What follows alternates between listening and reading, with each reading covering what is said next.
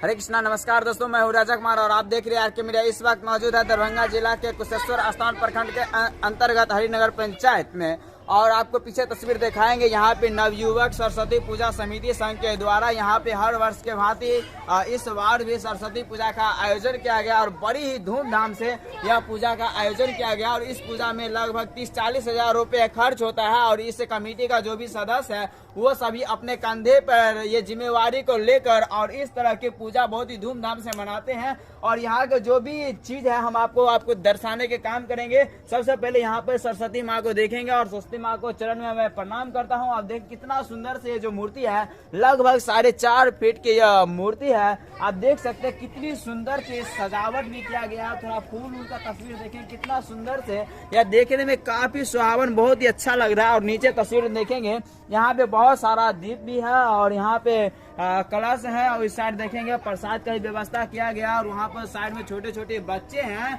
जो यहाँ पे जो है माता के यानी के संरक्षण में है, देख रेख में है। यहाँ पे एक छोटे सा नन्हा सा बालक देखिए और ये भी है जो माँ के प्रांगण में घूम रहे हैं और यहाँ पे आनंद उठा रहे हैं। आप देख सकते हैं उस साइड में थोड़ा सा किताब भी है, कॉपी भी है।